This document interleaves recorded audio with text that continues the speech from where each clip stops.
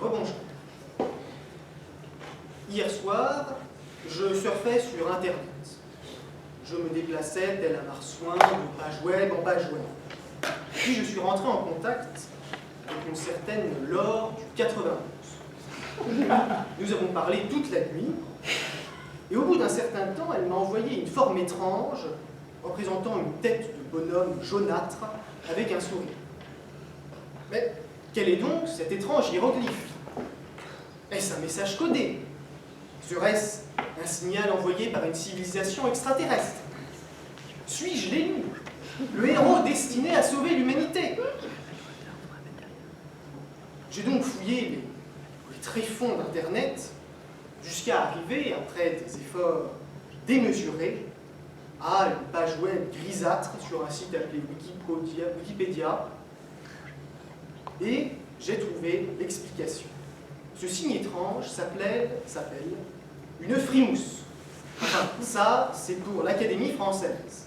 Pour les Québécois, ça s'appelle une binette. Et pour le reste du monde, eh bien, on utilise l'anglicisme, que dis-je, le barbarisme, smile. Donc un smiley, je vais vous lire la définition parce qu'on m'a traumatisé avec ça en prépa. Smiley, de l'anglais smile, sourire.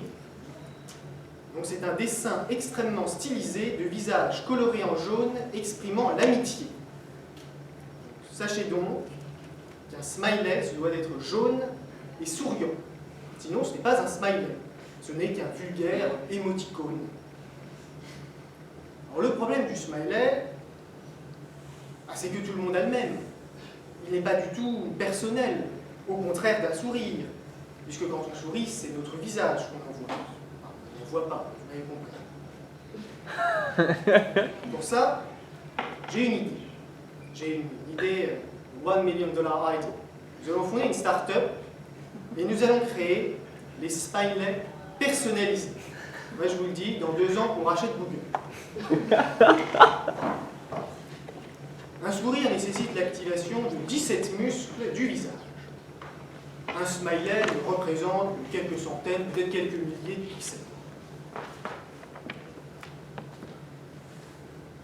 Il y a des sourires de pitié ou de compassion. Vous savez, c'est le sourire que vous fait un prof gentil quand il vous rend une copie et que vous avez une mauvaise note. Le prof méchant vous faisant un sourire ironique.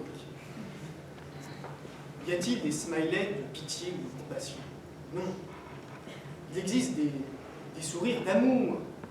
Existe-t-il un smiley d'amour? Alors je sais, il y a un smiley où il y a des cœurs qui sortent des yeux, mais ce n'est pas très romantique. Enfin, un sourire, véritable sourire, est involontaire. Il y a quelque chose de l'ordre de l'inconscient. Un grand poète a dit, le sourire est le reflet de l'âme. Ce grand poète, c'est moi-même. Un sourire ne se réfléchit pas, il s'improvise. On ne se dit pas, tiens, Grégoire a fait une blague, je vais sourire, sauf si on est poli. Mais un sourire véritable, ça s'improvise.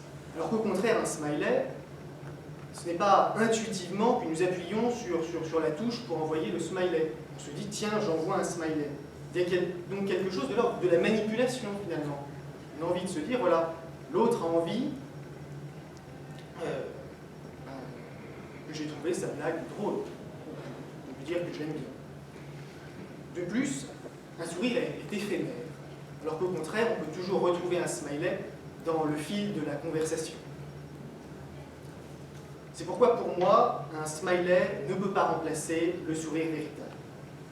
Alors pour finir, est-ce que j'ai une chance avec Laure du 91? C'est quand même la seule chose intéressante de toute cette histoire. Bien honnêtement, je ne pense pas. Mais ce n'est pas grave, un smiley de perdu, 10 sourires de retrouver.